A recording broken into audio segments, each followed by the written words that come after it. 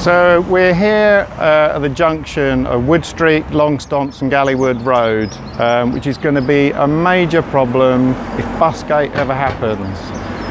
The campaign for Bus Gate, or against Bus Gate, is being conducted by GBENA, Great Baddow East Neighbourhood Association. And firstly, I'd like to thank them for all the work that they've done in analysing Essex County Council reports and fact-checking all of the results and statistics that they've got. Baddow Bus Gate will displace hundreds of cars from Baddow Road, through Molsham Lodge, through Cllr, out onto the Malden Road. So this Wood Street junction will become a major traffic hotspot.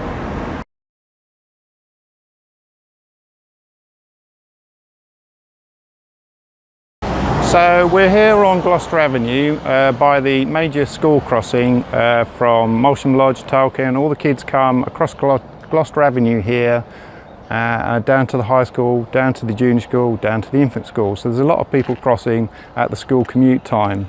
Bus Gate will displace again hundreds of cars through Molsham Lodge, and more cars coming along here, bigger risk for the kids. Now already during the school commute there's about 3,000 cars morning and evening. 300 of those cars are speeding every single day. So the Bus Gate will just make that problem even worse. That's another reason why Bus Gate can't happen.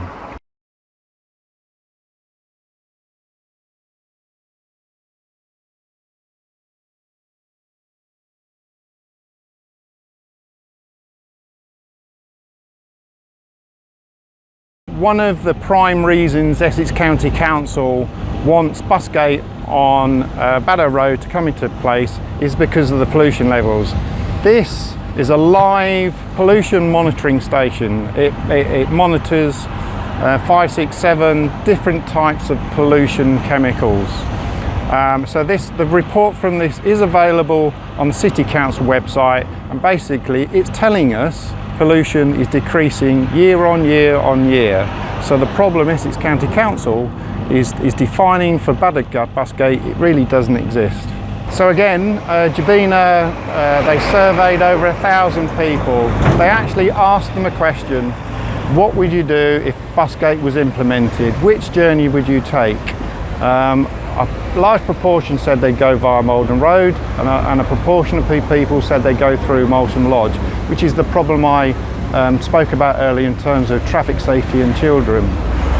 Now, last October, the Liberal Democrats at Essex County Council tried to change a motion to include the Army Navy as a strategic transport hub. That would mean that we could get additional government money to, for example, finance a dual-way Army and Navy flyover. They turned that motion down, so we have no opportunity to get additional government funding for a dual-way flyover. And we can already see at nearly 3 o'clock on an afternoon, the queues are going back to Beehive Lane. So all of this traffic's got to go somewhere, and it's going to go through Molsham Lodge, Cllr, and back through Malden Road onto the Baddow bypass. Incidentally, there's no monitoring station on the higher end of Great Baddow bypass, so they don't actually know what the pollution levels would possibly be.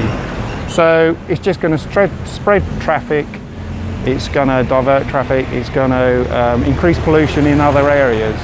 So we're not solving the problem, we're just shifting the problem. So when people talk about, well, what would we do other than Bus Gate? Well, GBENA and their team have come up with at least 11 alternatives, and they've been talking to people, specialists, groups of people who are looking at particular traffic problems in city centres like Chelmsford. One of them is a system called Scoot.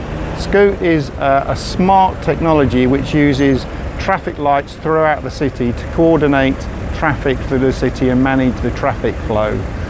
It's a big investment, but it does last a lifetime. The Liberal Democrats in Chelmsford have had a campaign for many years called Don't Choke Chelmsford. We recognise the problems of traffic and the extra houses that they want to build, have been building, is going to cause.